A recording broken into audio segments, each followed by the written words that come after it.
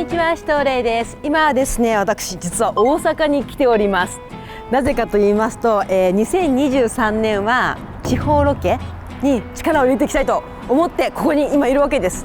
今回はですね、大阪の私のおすすめショップを何店かご紹介させてもらえたらなと思ってます。まず最初はこちらです。ドーン、イマジンさんです。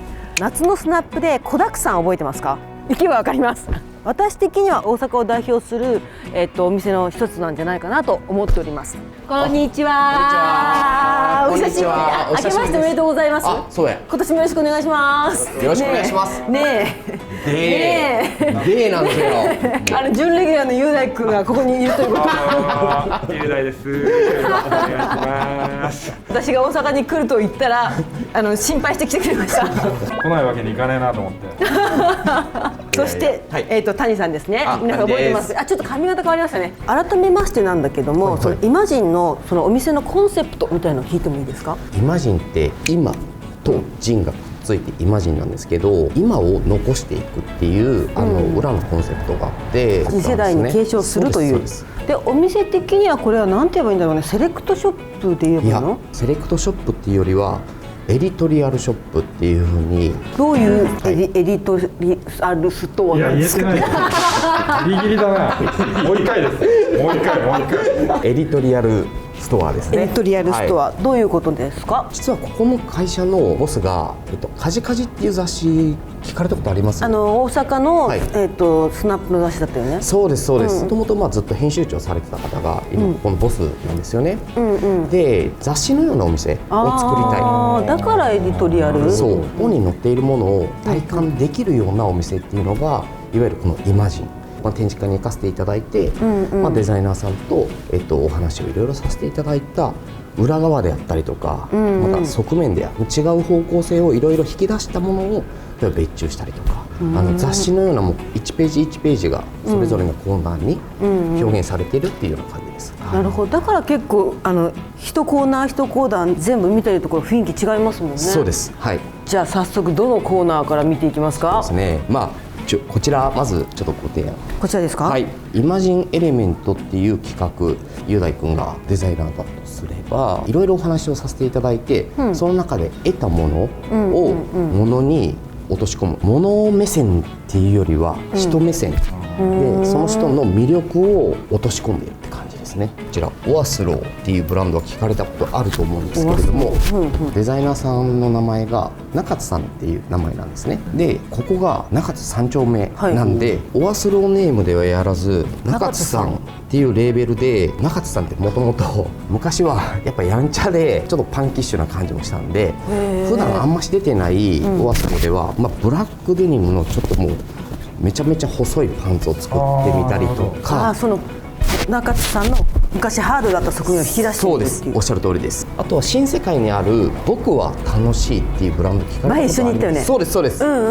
本来は楽しい is universal っていうテーマのもと、新世界から発信していってるんですけど、いやいや俺も楽しいしなっていう、もう本当に直感から僕も楽しい。Me too ですね。そうです。Me too ですね。こっちは僕も楽しいパーカー。そうです。999919ってここに書いてあるんですけれども、神戸のレザーブランドでシシって聞かれたことありますでしょうか？初めて。この方の名前が小池さんって方なんですね。小池さん、はい。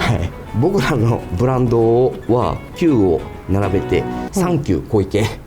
サンキュー小池？ダジャレだな。いや、これはダジャレなんですけど、9999でサンキュー小池。いや、でもこれをブランド名にはしてるんですが、これムートンで作ってます。本来ポリのフリースなんですけれども、ムートンに変えまして、なおかつこういったものもアルフの、そうですテープを極秘入手して、小池さんもすごいモテ線なこうイケオジみたいな感じではあるんですね。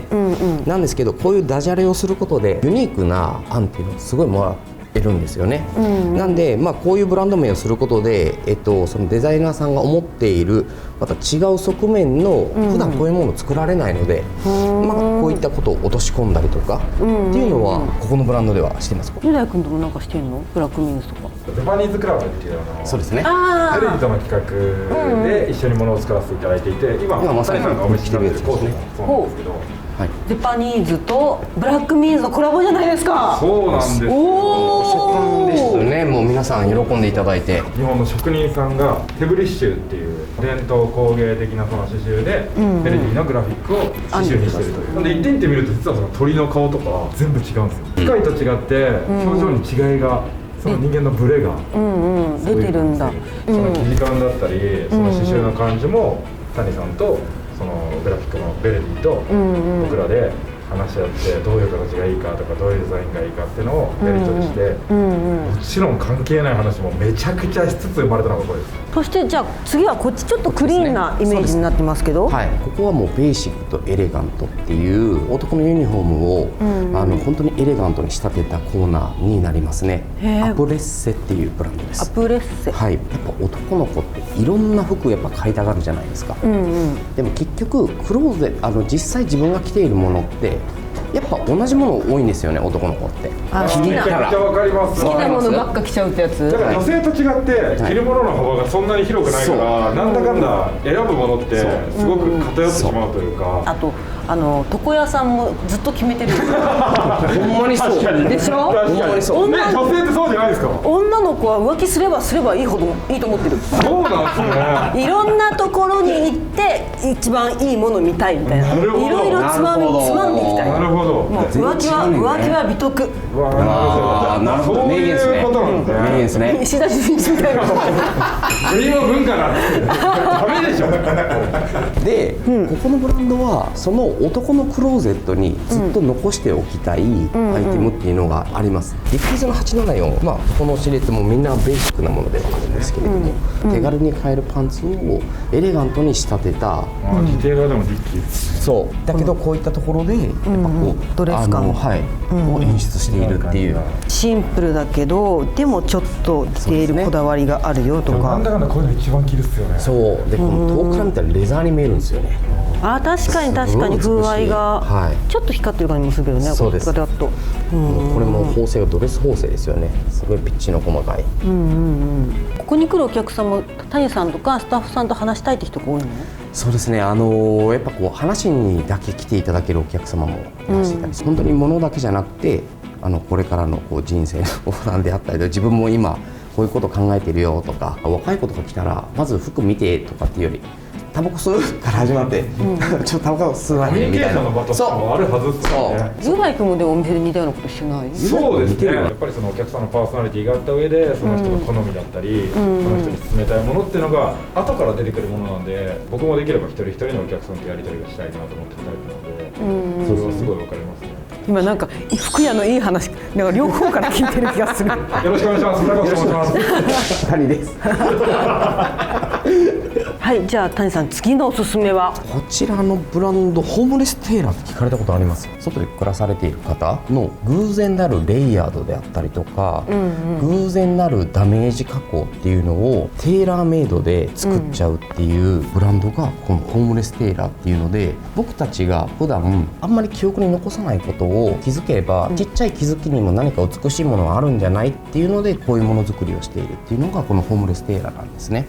こういうレッグウォーマー、レッグウォーマーなんですが、こうアームウォーマーにもなったりとか、これも50年代60年代とかになんか使われてたようなおっちゃんが着るようなスイングトップをテーラーメイドで作ってたりとか、でこういったところもこの生地感もそうなんですけど、よれ感があってだらしなく見えるんですけど、ファブリックがいいので、確かに綺麗。着方によればすごく美しく着れるっていうようなブランドさんで、これの海外版人気がありすぎてもう1点しかなくなっちゃったんですけど、何これって感じだと思うんですけど、いろいろくっついてるけど、テイトロングっていうアーティストさんで、僕ロサンゼルス行ったら彼と絶対会うんですけれども、スキッドローっていう地区があるんですね。この地区もやはりホームレスであったりとか、ちゃんと生活ができてない方が多くテントで住まれているような地区ではあるんですが、彼がこの服を成功させて彼らに、ラジオをずっと聞かせてあげたいであったりとか、すごい夢を持ってるんですが、そのスキッドローで生活されている方の寒いから暑いからっていうので切り落としたりとかすするものを彼らなりにデザインして着てるらしいんです。その姿が美しくて生きる、いわゆる強さっていうのを感じれるっていうので、こういうものづくりであったり服作りをするっていうもう唯一無二ないろんな古着を掛け合わせてるというかね。一回着てみるこれ。着てみますか一回。ね、雄大君に着てもらおうか。すごいね。何かわからないけど、これだってこれは一応ジャケットの腕をそうですの、前か、一応これが前縦を裏足になって、すごいね。これ即興で作んなきゃ無理だよね。もう本当にもう感覚でやんないとね。はい、すごい謎のシルエットですね。ね、不思議。横結構あるけど、そうですね、色の感覚が上手なんだろうね。だからどんだけ崩しても色は綺麗にまとまってんだろうな。なるほど。で違うブランドでレショップの金子さんと、僕と、あとブルーナボイン前一緒にやらせていただいた3社で作ったベストになるんですけど、これバックジップなんですね。これもまずヒントを受けたのは彼からでした。後ろ前に来てるみたいな感覚だ。ああ、よく台湾で電車乗るときバーンってやるときあるよね。風よけなのかなんかわかんないですけど。あ、そう、一緒に台湾行ったじゃん。4年前とかだと。いつの間にですか、聞いてないんですけど。またもうなんかうちの彼氏束縛強いんだけど。ちなみにこちらおいくら万円やの？9万円。いや思ったよりもでもこっちすごそうじゃない。これね3万ちょっとだった。そう調べて。それは嘘だよ。3万2千円。嘘。本当です。それは安いっすよ。どうして？本当話し込んで一緒に値段決めてる感じですね。私20万って言われたらそうかなってちょっとそれくらい考えたよね。ちょっとじゃあはい来たい。はいお願いします。急に買い物モード。ねえめちゃめちゃ私の方が可愛くない？断然。ちょっとめちゃめちゃかっこいい。谷さん断然って。今日飯行こう。お好み焼きおごってくれるかもしれないよ。ここ中入れることもできますし。これね、こういうちょっと味変ができるよと。確かそしたらもうちょっとシンプルに。でジップを閉めていただければさらに身幅強調されて。あと他はプーアット。結構でっかくない？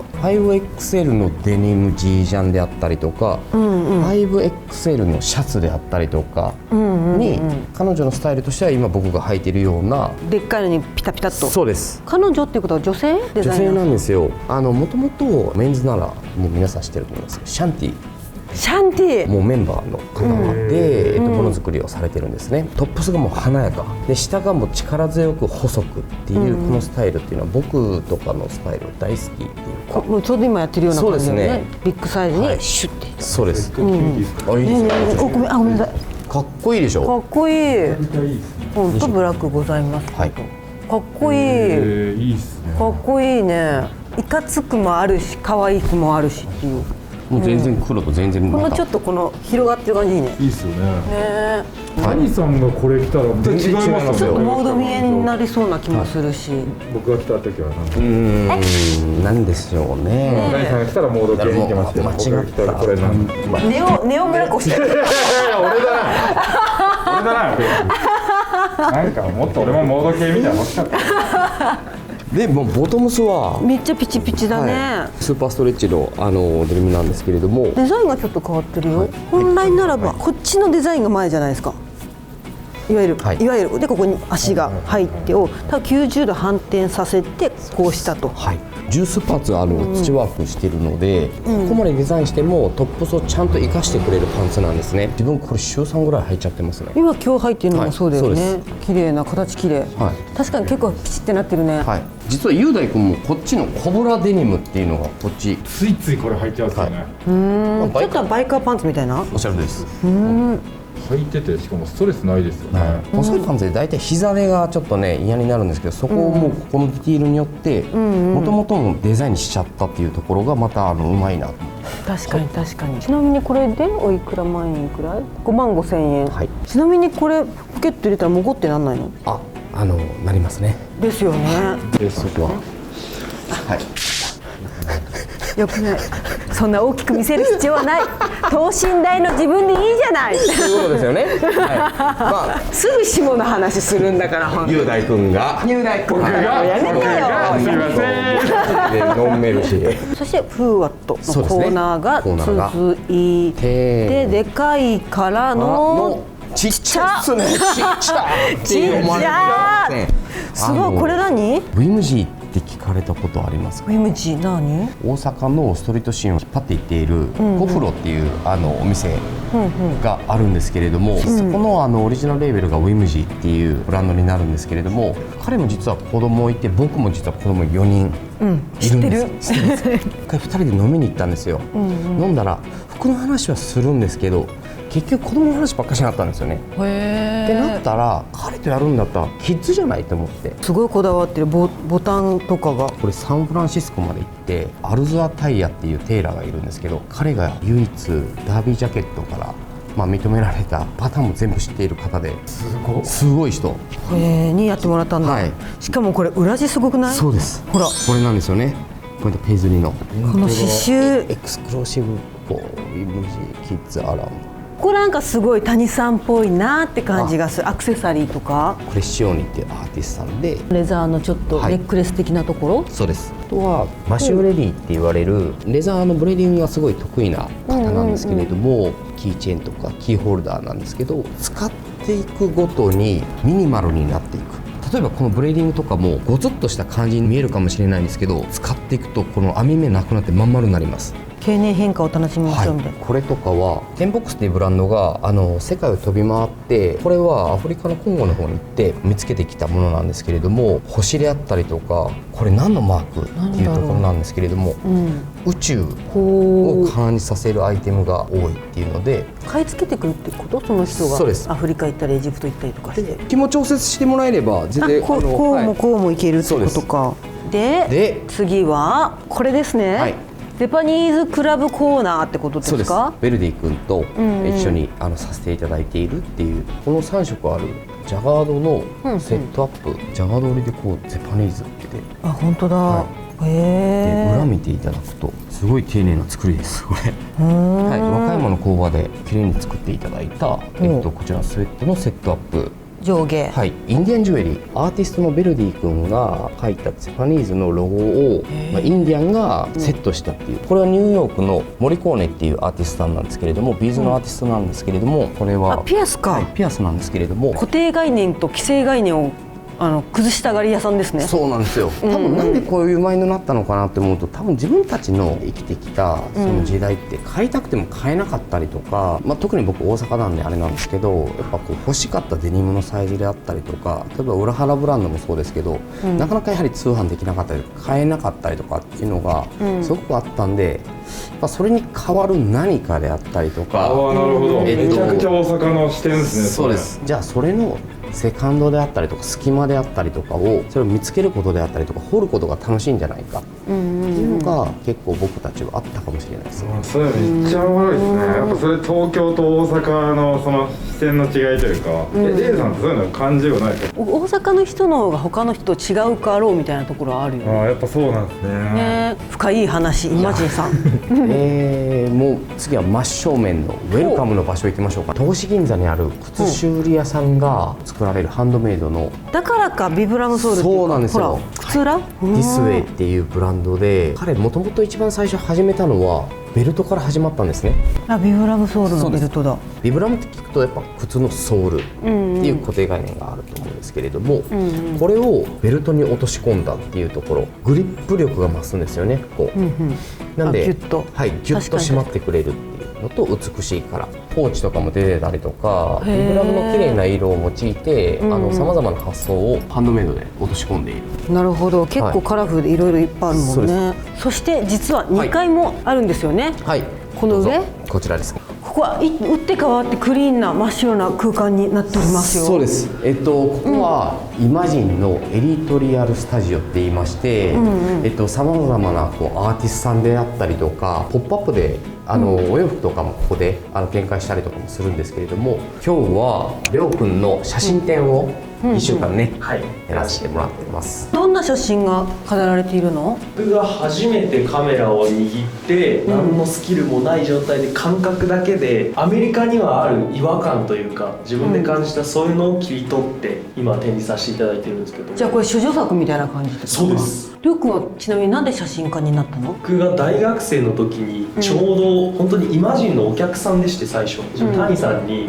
就活の時期でなんか自分のやりたいことまだないんですけどっていう相談をした時に、世界を見ていろんな経験をすることって大事だよっていうことを教えていただいて、バージルノーマルっていうロサンゼルスのお店があるんですけど、そこのチャーリーっていうのが本当絵も描くし写真も撮るし自分で服も作るしすごい面白いから一回会ってみてっていうことで紹介していただいて、毎日のように2週間ぐらいバージルノーマル行ってもう働きなよそんな来るんだったらみたいな感じを言っていただいて、よく使ってるカメラを貸してくれて、帰る時にチャーリー返すよって言ったら、もうこれ寮のだからって言ってあげるよって言ってあげるよってくれて、いい話。一生の宝なんですけど。3分ぐらいがさっきだって谷さんと打ち合わせで作った話じゃなくて。ちょっと待って、俺も昔のこと思い出して泣きそうになってるのに。せっかくいい話やったのに。ねえ、もうりょうがすごい夢を叶えてたそのなんか言葉みたいなのがあったよね。それ見て俺さらに嬉しくなって。テレビで見たんですけど、なんか夢を書き出してそれを部屋に飾っとくと、今年はすごい運勢がいいからみたいなことをテレビで見てやってみようと思って書いた夢の1個目がイマジンで写真展なんですよ。おー、すごい。1個目が東京で写真展なんで、それが今回どっちも。ちなみに東京はどこでやられるの？東京は、代官山のスタジオ 4N っていうギャラリーがあるんですけど、1月の20日から1月の29日までやらせていただきます。はい、ちょっとボリュームたっぷりのイマジンさん見せてもらいましたけども、皆さん、何が気になったでしょうか。ぜひぜひコメント欄に書き込んどいてもらえたらなと思います。ぜひね、大阪来た時は来てもらえたらなと思います。大阪のお店その他も、ボリューム2、ボリューム3、巡ってみたいなと思うので、ぜひ楽しみにしておいてください。それではまた次回の動画でお会いしましょう。じゃあねー。バイバイ。ありがとうございます。ありがとうございます。